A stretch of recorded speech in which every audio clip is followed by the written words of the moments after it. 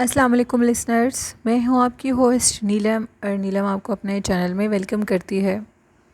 شروع کرتے ہیں آج کی ویڈیو اللہ پاک کا نام لے کر، جو انتہائی عالی رتبہ اور بہت جلیل القدر ہے۔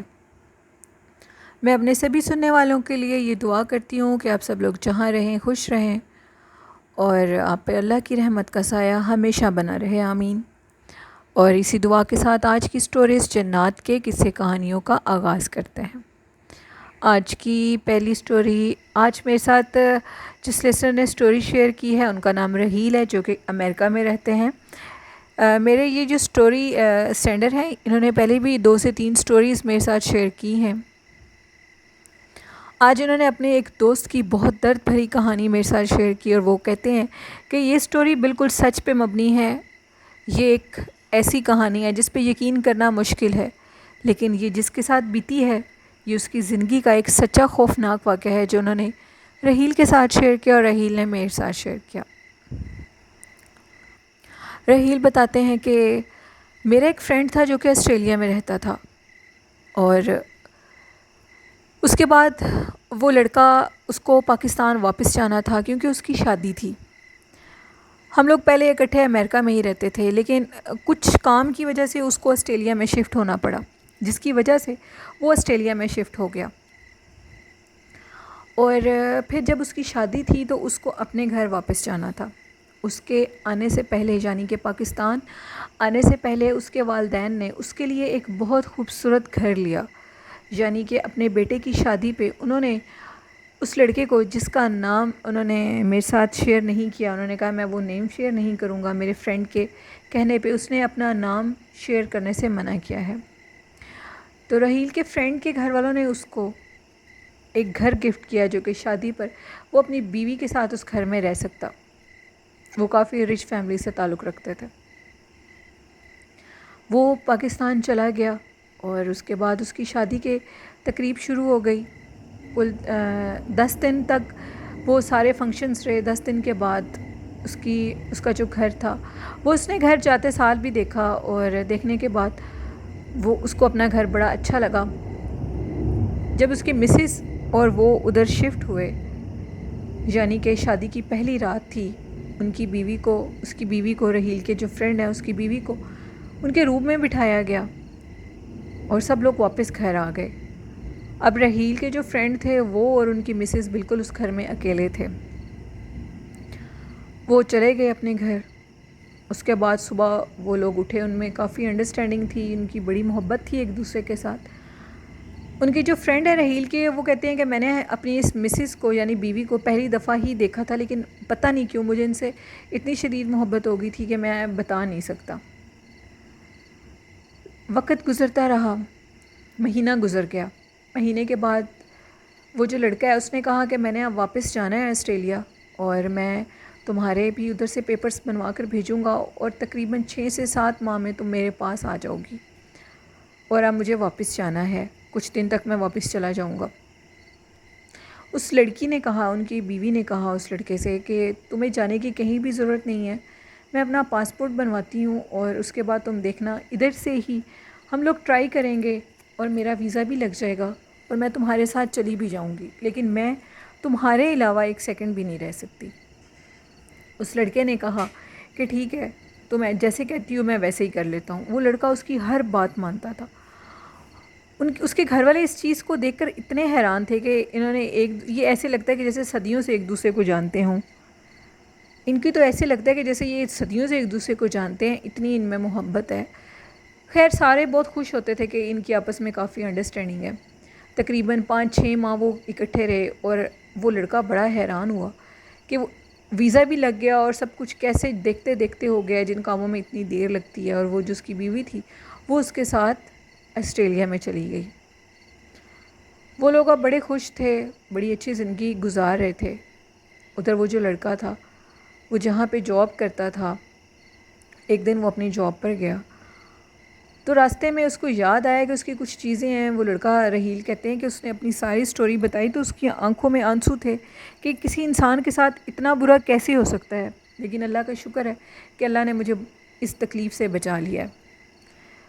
میں اپنی اس چیز کو لینے کے لیے واپس گھر آیا ہوں تو میں کیا دیکھتا ہوں کہ میرے بستر پہ، یعنی جہاں میں اپنی بیوی کو چھوڑ کر گیا ہوں، اس بستر پہ ایک بہت بدصورت شکل کی، عجیب و غریب قسم کی عورت سوئی پڑی ہے۔ میں نے جب اس کو دیکھا تو میں بہت زیادہ شاکڈ ہو گیا اور میں ڈر گیا۔ بجائے چیخنے کے میری زبان بند ہو گئی۔ میں نے اپنے قدم ادھر سے ہی پیچھے کیے اور اس کے بعد میں واپس چلا گیا۔ میرا دماغ اس چیز کو ماننے کو تیار نہیں تھا۔ وہی کپڑے جو میں اپنی مسز کو چھوڑ کر آیا ہوں، اسی عورت نے پہنے ہیں۔ یہ سب ماجرا کیا ہے؟ یہ کیا ہو رہا ہے؟ اور پھر میرے ذہن میں وہ پرانے سارے خیال آئے کہ کس طرح گھر بیٹھے ویزا لگ گیا۔ یہ سب کچھ جیسے جیسے وہ کہتی تھی ویسے ویسے ہو رہا تھا۔ یہ کیا ماجرا ہے؟ میری سمجھ سے کام باہر ہے۔ میری بیوی کے اوپر کسی چڑیل آفت کا بسیرا ہے۔ کیا چیز ہے یہ؟ اس لڑکے نے فوراً اپنے گھر پاکستان میں کال کی اور یہ ساری بات ان کو بتائی۔ وہ پہلے اس چیز کا ڈاؤٹ کرتے تھے کہ شاید اس لڑکی کے اوپر کسی جن کا سایہ ہے جس کی وجہ سے اس نے اس لڑکے کو اس طرح قابو کر لیا ہے، لیکن اگر جن کا بھی سایہ ہو تو وہ کسی اور کے قریب نہیں جانے دیتے، تو پھر یہ سب کچھ کیا ہے؟ انہوں نے کہا کہ تمہیں پریشان ہونے کی ضرورت نہیں ہے۔ تم کوشش کرو کہ تم زیادہ وقت باہر سپینڈ کرو، یعنی کہ تم یہ کہو کہ میرے باس نے مجھے آؤٹ آف سٹی کچھ ٹورز دیے ہیں جو میں نے جایا کرنا ہے۔ اتنے میں ہم ان دنوں میں کوئی حل نکالتے ہیں کہ اس مسئلے کا کیا حل ہے۔ اس لڑکے نے اسی کی طرح کیا۔ وہ مہینے کے کئی دن گھر سے باہر رہتا تھا کیونکہ وہ گھر کے اندر رہنے کا تصور نہیں کر سکتا تھا، وہ اتنا ڈر جاتا تھا۔ پھر اس کے بعد ایک دن اس نے اپنی بیوی سے کہا کہ آج میں ٹور پہ جا رہا ہوں اور مجھے 3 سے 4 دن لگیں گے اور تم اپنا خیال رکھنا پیچھے سے۔ میں تمہیں کھانے پینے کی ساری چیزیں اور گوشت، اس کو کسی نے کہا کہ بڑا گوشت اسپیشلی تم نے رکھ کر جانا ہے۔ اس نے وہ سب کچھ رکھا، اپنی بیوی سے ملا اور اس کے بعد اس کو کہتا ہے کہ اب میں جا رہا ہوں اور تم دروازہ وغیرہ لاک کر لینا۔ اس کی بیوی نے کہا ٹھیک ہے تم جاؤ، اور میں وہ میرے خیال کسی کام کے لیے کہیں دوسرے روم میں گئی تو وہ لڑکا کہتا ہے کہ جو ہم لوگوں کا روم تھا اس کے باہر ایک ٹی وی لانچ بنا ہوا تھا۔ اس ٹی وی لانچ کے اندر ہی اوپر ایک جس کو ہم کبرڈ بولتے ہیں، جس میں ہم لوگ اپنی چیزیں رکھتے ہیں، بستر وغیرہ رکھتے ہیں، میں اس کبرڈ میں بڑی مشکل سے جلدی سے چھپ گیا اور میں نے کہا کہ آج میں اپنی آنکھوں سے دیکھتا ہوں کہ یہ کیا کرتی ہے۔ جیسے ہی میں ادھر چھپا، گھنٹے کے بعد میں کیا دیکھتا ہوں کہ وہ جو میری بیوی ہے، وہ جو عورت ہے، اس نے فریج میں سے کچا گوشت نکالا ہے اور اس کچے گوشت کو وہ کسی جانور کی طرح کھا رہی تھی۔ میں یہ سب کچھ دیکھ کر اتنا خوف زدہ تھا، مجھے یہ ڈر تھا کہ کہیں اس کو پتہ نہ لگ جائے کہ میں اوپر چھپا ہوا ہوں اور اس سے بری حالت یہ میری کرے گی۔ پھر میرے ذہن میں یہ آیا کہ یہ عورت تو مجھ سے بہت محبت کرتی ہے، یہ مجھے کچھ کہہ نہیں سکتی۔ خیر وہ پورا دن اسی حلیے میں، یعنی کہ ایک چڑیل، ایک بدصورت عورت کے حلیے میں سارا دن گھر میں پھرتی رہی اور آخرکار رات ہوئی اور وہ بستر پہ جا کر سو گئی۔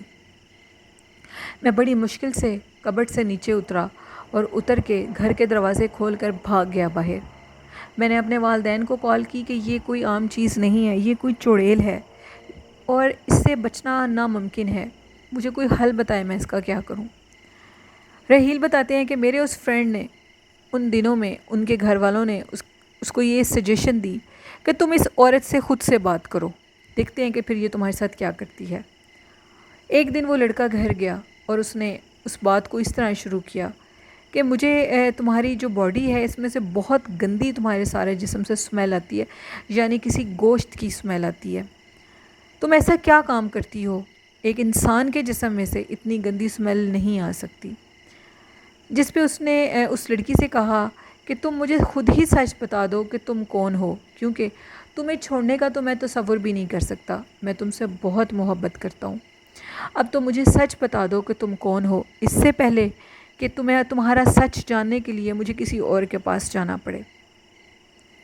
جس پہ اس عورت نے اس سے کہا کہ ٹھیک ہے میں تمہیں سب کچھ سچ خود بتا دیتی ہوں، لیکن تم مجھ سے وعدہ کرو کہ تم مجھے کبھی چھوڑو گے نہیں اور نہ ہی میں تمہیں چھوڑنے دوں گی اور نہ ہی تم مجھے کسی سے بھی نقصان پہنچاؤ گے۔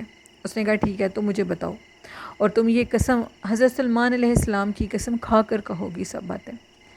اس نے ان کی قسم کھائی اور سچ بتایا اور کہا کہ جو گھر تمہارے ماں باپ نے تمہیں گفٹ میں دیا تھا، मैं उसी घर के ऊपर वाले कमरे में रहती थी, और जब मैंने तुम्हें पहली दफ़ा देखा तो मैं पहली दफ़ा ही तुम्हारी मोहब्बत में गिरफ़्तार हो चुकी थी और तुम्हारे बिना रहने का सोच भी नहीं सकती थी। मैंने तुम्हारी बीवी को मारा नहीं है। तुम्हारी बीवी एक पहाड़ है जिसके अंदर एक गार है, और उस गार के अंदर आज भी ज़िंदा सलामत है, और जो मेरे जन्नात हैं वो उसको खाना देते हैं और उसके बाद वो बेहोश रहती है।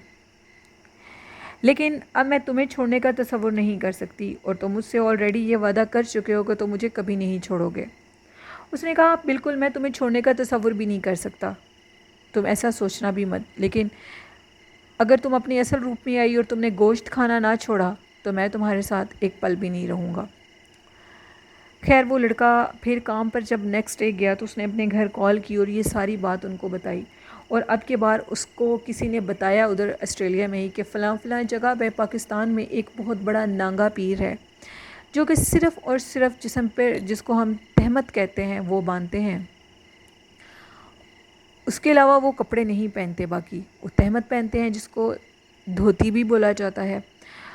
उनके पास जाओ, वो इस मसले का हल ज़रूर निकालेंगे। वो एक बहुत बड़े आमिल और पीर हैं। वो उनके पास गए, उन्होंने ये सारी स्टोरी उनको बताई, जिस पे उन्होंने उस लड़के के वालिदैन से कहा कि आप उस लड़के से कहें कि जिस घर में वो अभी रह रहा है उधर ऑस्ट्रेलिया में, उस घर की, और जो घर उसका पाकिस्तान में है, जिस घर की वो मखलूक है, उधर आपने मुझे लेकर जाना है, और जिस घर में वो ऑस्ट्रेलिया में रहता है उस घर की आप मुझे तस्वीर दे दें। और उस लड़के ने ये भी बता दिया कि कौन सी पहाड़ी, यानी कि वो जो लड़का है वो बेसिकली इस्लामाबाद से बिलोंग करता है, रहील बताते हैं। उन्होंने उस पहाड़ी का नाम भी बताया जिसका नाम कट्ठा की पहाड़ी थी आई थिंक, और उधर उन्होंने वो जगह बताई। अब वो जो अल्लाह वाले आमिल थे वो बहुत पहुँचे हुए थे। उन्होंने सबसे पहले उस लड़के से कहा कि तुम आज घर नहीं आओगे, और जब तक मैं तुम्हें नहीं बोलूँगा तुम घर में नहीं आओगे। अपनी ज़रूरत की सब चीज़ें लेकर किसी बहाने से घर से बाहर चले जाओ। उस लड़के ने इसी तरह किया, और उसके बाद उन्होंने वो जो चुड़ैल थी, यानी कि वो एक बहुत बड़ी आफत चुड़ैल थी जो उस लड़के के ऊपर आशिक थी, उसको कैद करना कोई मुश्किल आसान काम नहीं था। उन्होंने उस चुड़ैल को उस घर में पहले कील लगाकर कैद कर दिया कि इस सारे अमल के दौरान वो ना उस लड़के को नुकसान दे सके और ना उस लड़की को। उसके बाद उन्होंने उसको यूं किया कि वो उस पहाड़ी की तरफ गए, और उस पहाड़ी की उस गार को जहाँ पे उसने बताया था, जब देखा उसके आगे से पत्थर हटाए तो उधर वो लड़की एक ढांचे की तरह पड़ी हुई थी, लेकिन उसके सांस चल रहे थे। उस लड़की को दम करके उसके गले में बहिफाजत तवीज़ डाल कर उसको बाहर निकाला, और उस लड़की के माँ बाप को कहा कि आप इसको लेकर इधर से चले जाएं। अब वो जो चुड़ैल थी वो उस घर में उसको कील कर दिया गया था, वो उस घर से अब बाहर भी नहीं निकल सकती थी।